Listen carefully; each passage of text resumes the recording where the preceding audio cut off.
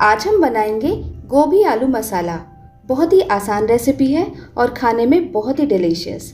तो रेसिपी पसंद आए तो प्लीज़ इस वीडियो को लाइक कीजिएगा और चैनल को सब्सक्राइब ज़रूर कीजिएगा।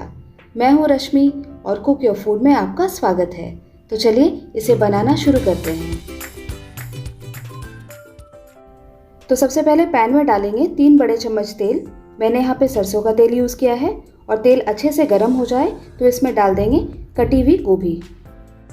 गोभी के फ्लावर्स को हम थोड़ा बड़ा काटेंगे क्योंकि हमें इसको ऑयल में अच्छे से फ्राई करना है, और अगर इसको हम छोटा काटते हैं तो फ्राई करने के टाइम पे ये टूटने लगता है। और 2-3 मिनट गोभी को फ्राई करने के बाद इसको इस तरह से साइड में कर देंगे और इसमें डाल देंगे कटे हुए आलू। मैंने यहाँ पे 2 मीडियम साइज़ के आलू को इस तरह से लंबाई में काट के डाला है। आप चाहें तो इसको लंबाई में काटें या क्यूब्स में भी काट के डाल सकते हैं। गोभी को पकने में थोड़ा ज़्यादा वक्त लगता है, इसलिए मैंने उसको पहले डाला था। उसके बाद हम दोनों को एक साथ फ्राई कर लेंगे और जब इनका रंग इस तरह से सुनहरा हो जाए गोभी और आलू का, तब इसको एक प्लेट में निकाल लेंगे। गोभी और आलू फ्राई हो चुका है तो इसको साइड में रख देंगे। उसी पैन में मैंने 1 चम्मच तेल और डाला है।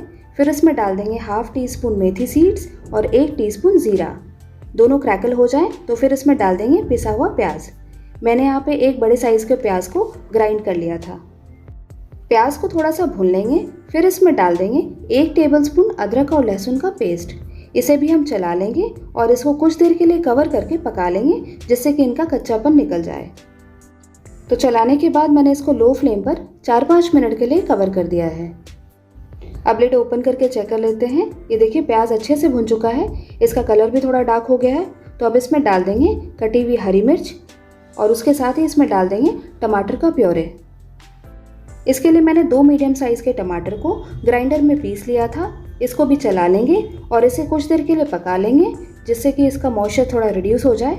और फिर इसमें डालेंगे हम सूखे मसाले और 5-7 मिनट इसको पकाने के बाद इसमें डाल देंगे 1 टीस्पून धनिया पाउडर, ½ टीस्पून लाल मिर्च पाउडर, 1/4 चम्मच हल्दी पाउडर और नमक। तीखा आप अपनी पसंद से कम या ज़्यादा कर सकते हैं। क्योंकि मैंने इसमें हरी मिर्च भी डाली है, इसलिए लाल मिर्च की क्वांटिटी थोड़ी कम रखी है। फिर इन मसालों को हमें अच्छे से भून लेना है, इसलिए मैंने इसको कवर कर दिया है लिड से। बीच बीच में इसे चेक कर लेंगे और अगर मसाला इस तरह से थोड़ा ड्राई लग रहा है तो इसमें थोड़ा सा पानी ऐड कर लेंगे, जिससे कि मसाला अच्छे से भुने। तो मैंने इसमें थोड़ा सा पानी डाल दिया है, इसको मिला दिया है और फिर से इसे लिड से कवर कर देंगे। तो अब मसाला अच्छे से भुन चुका है। ये देखिए, इसका इंडिकेशन ये है कि ये पैन के सरफेस को बिल्कुल छोड़ देता है और उसमें इस तरह से फिसलने लगता है। भुने हुए मसाले में फिर मैंने डाल दिया है मटर। मैंने यहाँ पे फ्रोज़न मटर यूज़ किया है, जो पहले से कुक्ड होता है, तो इसको ज़्यादा पकाने की ज़रूरत नहीं है। बस इसको मिला देंगे और इसमें मैंने थोड़ा सा पानी डाल दिया है इस ग्रेवी को थोड़ा सा लूज़ करने के लिए। और इसे मिलाने के बाद इसमें डाल देंगे फ्रेश दही। दही अगर थोड़ा ज़्यादा गाढ़ी है तो आप उसमें थोड़ा सा पानी डाल के मिला लें और फिर इसमें डालें। और दही डालने के पहले गैस का फ्लेम कम कर दें और इसको डालने के बाद लगातार मिलाते रहें जब तक कि इसमें उबाल ना आ जाए। दही डालने से ग्रेवी बिल्कुल रिच और टैंगी हो जाती है, इसलिए मैंने इसमें अलग से आमचूर पाउडर नहीं डाला है। उसके बाद इसको कवर करके पकाने के बाद ये देखिए ऑयल बिल्कुल सरफेस पे आ गया है, मसाले अच्छे से भुन चुके हैं। तो अब इसमें डाल देंगे ½ टीस्पून गरम मसाला पाउडर। इसको मिला लेंगे और उसके बाद इसमें डाल देंगे भुने हुए गोभी और आलू। फिर इसमें ऊपर से डाल देंगे कटे हुए धनिया के पत्ते और इस तरह से कटी हुई हरी मिर्च।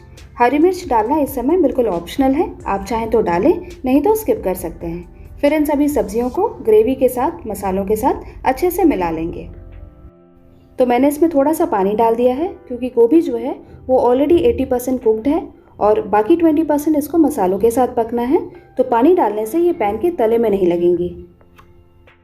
और उसके बाद इसे कुछ देर के लिए कवर करके लो फ्लेम पर पका लेंगे। तो लीजिए, बिल्कुल स्वादिष्ट और सिंपल मसालों के साथ बनी हुई गोभी आलू मसाला बनके तैयार है। आप इसे रोटी, पराठे, पूड़ी किसी के साथ भी सर्व कर सकते हैं। तो आप भी इस रेसिपी को घर पे ज़रूर ट्राई करें। और ये वीडियो अगर आपको पसंद आया है तो आप इसे प्लीज़ लाइक करें, शेयर करें और हमारे चैनल कुक योर फूड को सब्सक्राइब करें। और सब्सक्राइब करने के बाद बेल आइकन ज़रूर प्रेस करें। तो चलिए मिलते हैं अगली बार एक और नई मज़ेदार रेसिपी के साथ। आप खुश रहें और स्वस्थ रहें।